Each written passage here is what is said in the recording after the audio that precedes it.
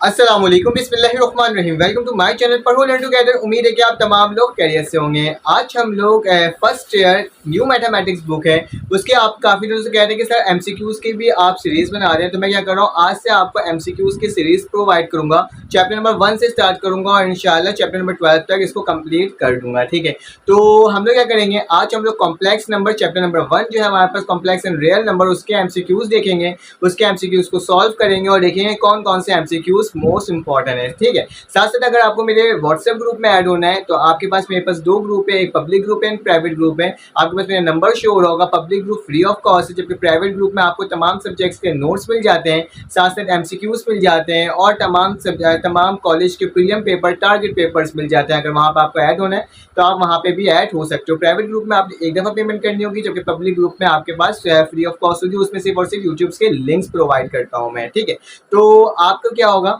आपके पास number show होगा, आपने जस्ट मुझे मैसेज करना है, नाम लिख करके और क्लास लिख कर कहना है कि सर मुझे प्रोसीजर बता दें कि हम किस तरह से ऐड हो सकते हैं। ठीक है, तो चले आ जाए कॉम्प्लेक्स नंबर के जो मोस्ट इंपॉर्टेंट एमसीक्यूज हैं, तो उसे देखते हैं और देखते हैं इसके क्या क्या जवाब होंगे। तो आपकी स्क्रीन में शो हो रहा होगा according to new mathematics book जो है आपकी क्लास 11 की सिन बोर्ड की चैप्टर नंबर 1 जो है आपके पास कॉम्प्लेक्स नंबर। आज उसका क्या देखेंगे, आज हम लोग उसके एमसीक्यूज को देखेंगे और इंशाल्लाह मेरी कोशिश होगी कि हर चैप्टर्स के मैं एमसीक्यूज आपको बताऊं। ठीक है, तो चलें आ जाएं। फर्स्ट एमसीक्यूज हमारे पास क्या है, इसको देख लेते हैं देन। ठीक है, फिर आगे कंटिन्यू करेंगे। तो हमारे पास लिखा हुआ है, फर्स्ट एमसीक्यूज लिखा हुआ है, the value of iota cube is equal to, iota cube किसके बराबर होता है, आयोटा स्क्वायर के बारे में मालूम है आपको, -1 के बराबर होता है ना। तो आयोटा क्यूब हमारे पास जो होता है वो माइनस आयोटा के बराबर होता है। ठीक है, क्योंकि जब वो -1 से मल्टीप्लाई होगा तो हमारे पास ये बन करके आ जाएगा। ठीक है, एक काम करता हूँ, मैं इसको इस तरीके से कर लेता हूँ, हाईलाइट करना है ना मुझे, एक मिनट। ठीक है, तो ये हमारे पास क्या हो जाएगा, ये हमारे पास हो जाएगा इस तरीके से, इसकी जो वैल्यू है वो क्या हो जाएगी, आयोटा स्क्वायर हो जाए, आयोटा माइनस आयोटा हो जाएगी। ठीक है, तो चलें आगे चलते हैं, नेक्स्ट देखते हैं कि मेरे पास कौन सी वैल्यू ठीक होगी। इसमें क्या लिखा हुआ है, if z is equal to a plus B, if z is equal to a plus B iota B, ये जनरल फॉर्म लिखा हुआ है कॉम्प्लेक्स नंबर लिखने का। देन z मॉडुलस की वैल्यू क्या होगी, तो हमें मालूम है z मॉडुलस का जो हमारे पास सिंपल से एक फॉर्मूला होता है, वही इसको लिखना है कि हमें क्या होगा, हमारे पास होगा √a² प्लस z²। ठीक है, तो ये मेरे पास वैल्यू होगी, इसको आपने क्या कर लेना है, करेक्ट ऑप्शन कंसीडर कर लेना है।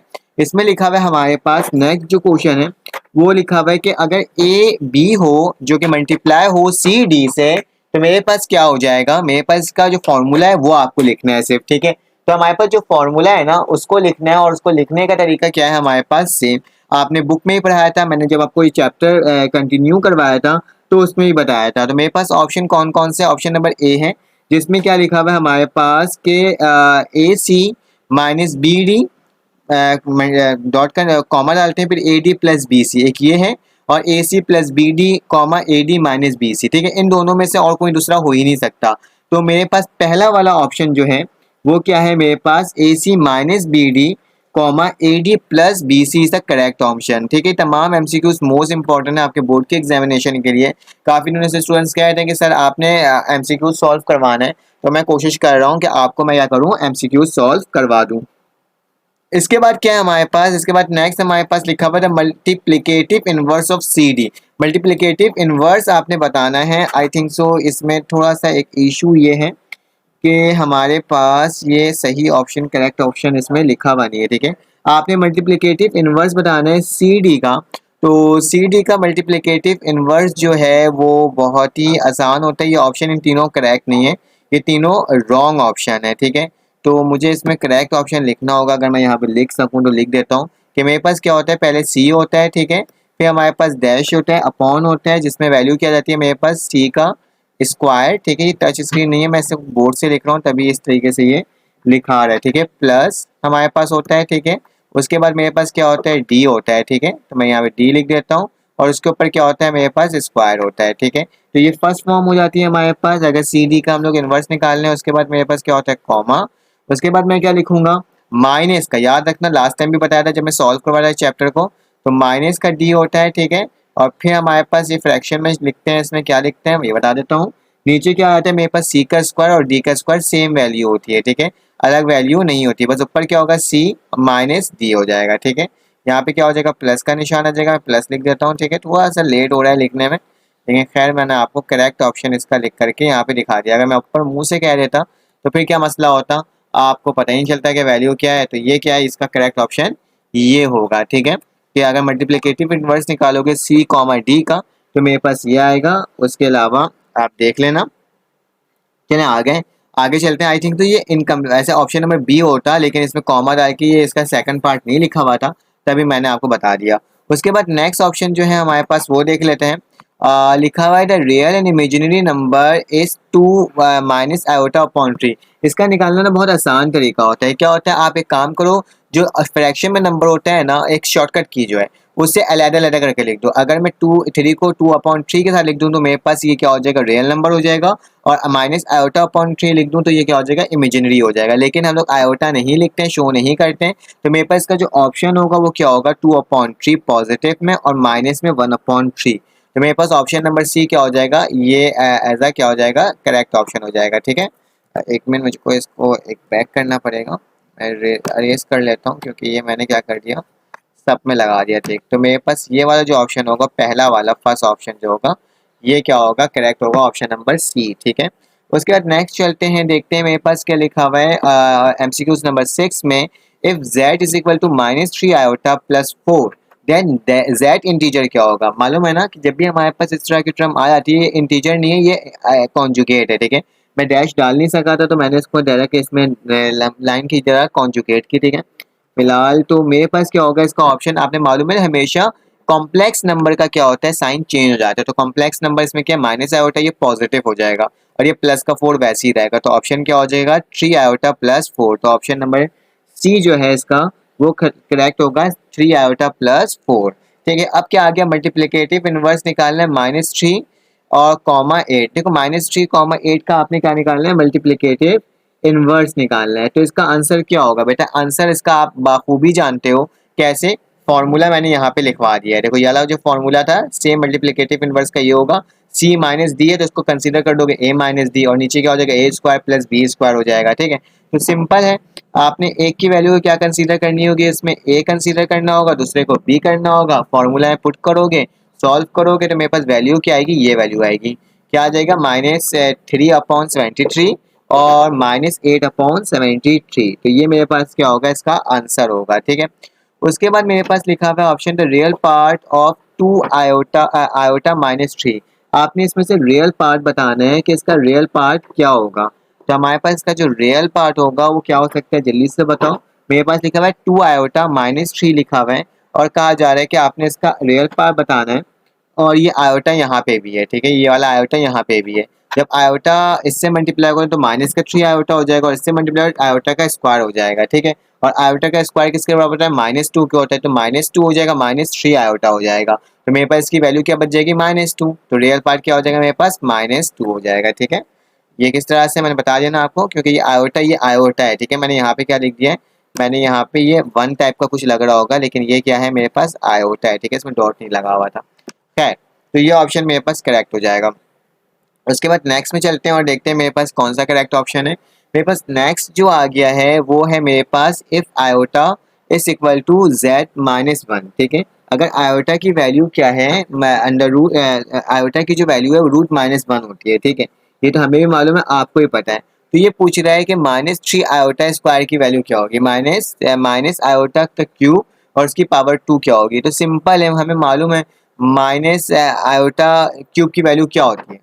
आपको एक चीज़ मालूम है ना, ये क्या होती है, मैं ज़रा सोच कर बताओ। मेरे पास अगर मेरे पास माइनस आयोटा क्यूब लिखा हुआ है, ठीक है, तो इसकी वैल्यू क्या होगी, क्योंकि अभी हमने देखा था इससे पहले भी सॉल्व किया था, तो हमें मालूम था कि आयोटा का स्क्वायर तो -1 के बराबर होता है, ठीक है। लेकिन आयोटा का क्यूब किसके बराबर होता है, माइनस आयोटा के बराबर होता है, ठीक है। माइनस आयोटा, तो ये वाली टर्म क्या हो जाएगी, माइनस आयोटा हो जाएगी, ठीक है। इस तरीके से अगर मैं इसको देखूँ, आयोटा क्यूब लिखूँ, तो मेरे पास की वैल्यू क्या आ जाएगी, माइनस आयोटा आ जाएगी, ठीक है, और उसके ऊपर स्क्वायर लगा हुआ है, ठीक है। तो माइनस आयोटा स्क्वायर की वैल्यू क्या होगी, आयोटा स्क्वायर की वैल्यू क्या होती है मेरे पास, आयोटा स्क्वायर की वैल्यू जो होती है वो मेरे पास होती है -1 के बराबर होता है, ठीक है। क्या होता है, -1 के बराबर होता है, ठीक है। तो -1 के बराबर होता है आयोटा स्क्वायर की वैल्यू, ठीक है। और उसके साथ साथ माइनस, ठीक है। इसको अगर मैं इस तरह से लिख दूं, देखो एक और से देखना, माइनस का निशान तो ऑलरेडी लगा हुआ है क्योंकि आयोटा क्यूब, सॉरी ये पॉजिटिव हो जाएगा। इस चीज को याद रखना, ये क्या हो जाएगा पॉजिटिव, क्योंकि आयोटा क्यूब की वैल्यू क्या होती है माइनस आयोटा। मैं आपको करके दिखा देता हूँ। मैं सबसे पहले मैं लिखता हूँ माइनस आयोटा क्यूब की वैल्यू क्या होती है मेरे पास, माइनस आयोटा होती है, ठीक है। मैंने क्या लिख दिया, माइनस आयोटा लिख दिया, ब्रैकेट डाला, ठीक है, ये वाला ब्रैकेट डाला, ठीक है।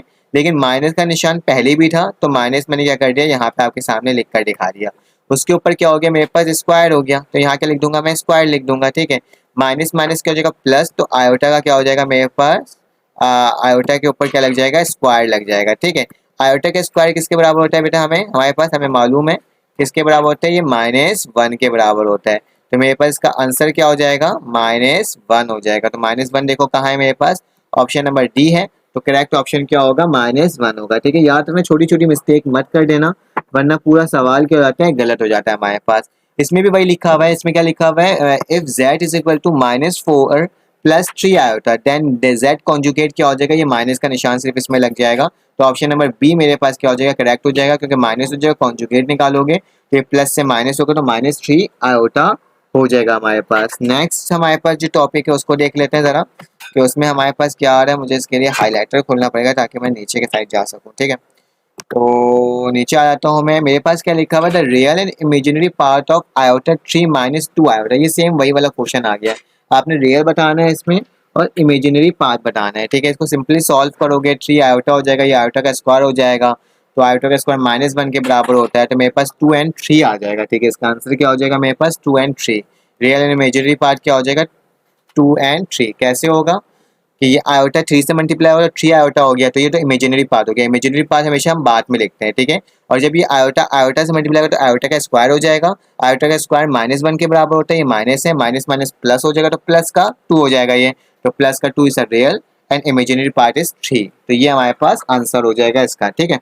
तो चलिए आ जाते हैं नेक्स्ट में चलते हैं और देखते हैं कि नेक्स्ट में हमारे पास क्या लिखा हुआ है, ठीक है।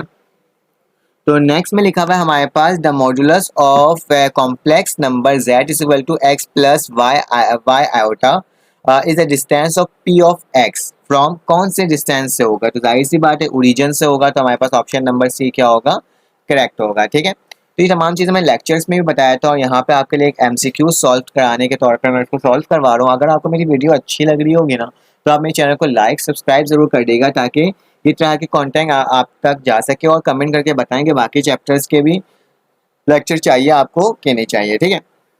हमारे पास क्या हो जाएगा, अब हमारे पास नेक्स्ट लिखा हुआ है, इफ z1 की वैल्यू क्या है 2 + 3 आयोटा एंड z स्क्वायर की वैल्यू क्या है 1 - z आयोटा, देन आपने क्या निकालना है, आपने z1 डॉट z2 को निकालना है। सिंपल, इसको मल्टीप्लिकेशन परफॉर्म करके भी निकाल सकते हो, या फिर फॉर्मूला जो होता है मल्टीप्लाई वाला उसको करके भी इसको सॉल्व कर सकते हो, ठीक है।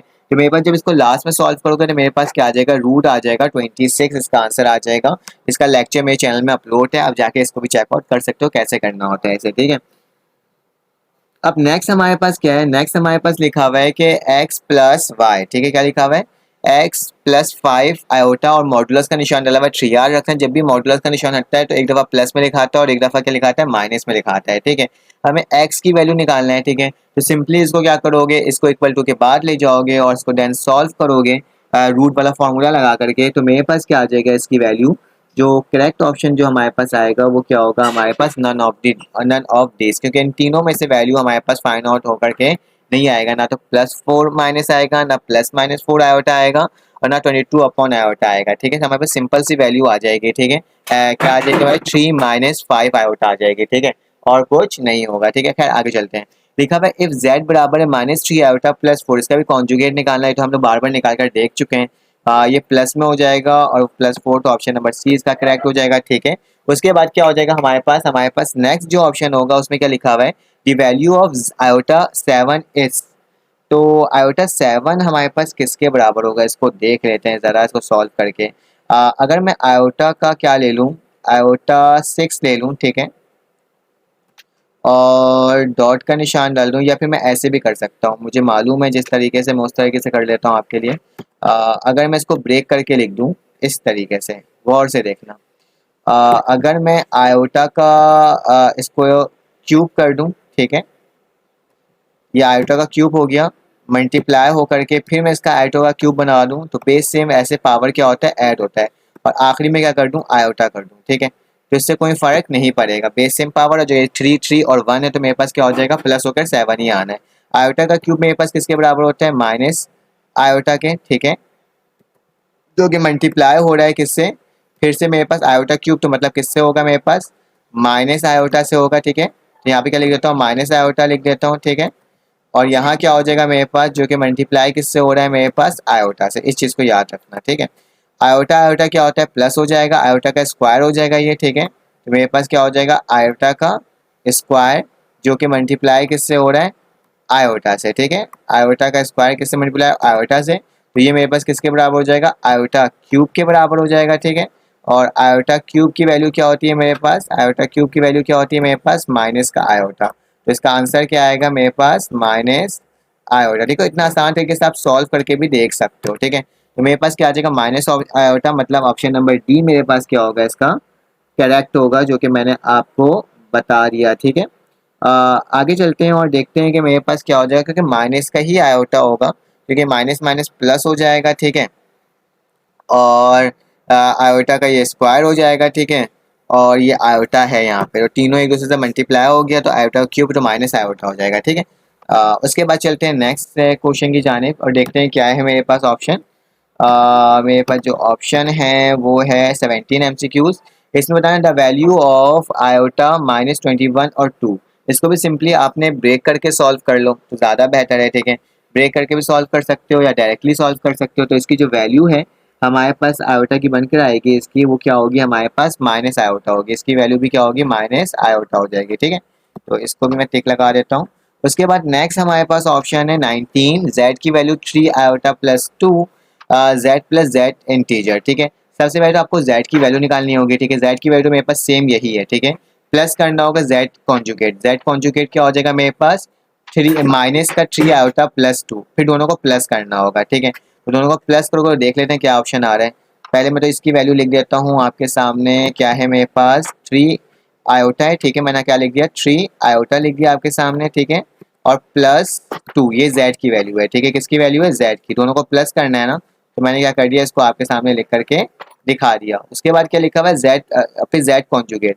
तो जेड कॉन्जुगेट के लिए जब इसका कॉन्जुगेट निकालूंगा तो क्या हो जाएगा, माइनस क्या हो जाएगा, 3 हो जाएगा, ठीक है, आयोटा हो जाएगा, ठीक है। और क्या हो जाएगा, प्लस का 2 रहेगा, ठीक है। कॉन्जुगेट से साइन क्या हो जाता है, कॉम्प्लेक्स नंबर का चेंज हो जाता है, तो क्या हो जाएगा, माइनस का प्लस का 2 हो जाएगा। तो ये 3 और ये 3 कट जाएगा, तो 2 + 2 किसके बराबर होता है, 4 के। तो ऑप्शन नंबर डी मेरे पास क्या होगा, इसमें करेक्ट होगा, जो कि मैंने आपको बता दिया, ठीक है। ऑप्शन नंबर हमारे पास ये होगा, क्योंकि मेरे पास इसका कॉन्जुगेट निकाला, z प्लस z का कॉन्जुगेट निकालना था हमें, तो मेरे पास क्या हो जाएगा, 3 आयोटा प्लस 2 था, ठीक है। तो क्या हो जाएगा इसकी वैल्यू, ये मेरे पास लिख दिया मैं, 3 आयोटा प्लस 2 लिख दिया, प्लस का निशान डाला, माइनस का लिखा 3 आयोटा और प्लस का 2 हो गया। तो 3 आयोटा कटा तो प्लस का 4 ही होगा, ठीक है। तो इसका आंसर क्या होगा मेरे पास, यही बन करके आ जाएगा, ठीक है। आगे चलते हैं और देखते हैं कि मेरे पास नेक्स्ट ऑप्शन क्या आ रहा है। मेरे पास ये सेम फॉर्म मेरा क्वेश्चन सॉल्व करवाया हुआ है, ठीक है। इसको आपने सेम उसी तरीके से करना है जिस तरीके से मैंने आपको अपने एक्सरसाइज के क्वेश्चन में सॉल्व करवाया था, ठीक है। तो आप उसी से कर लेना है इसको।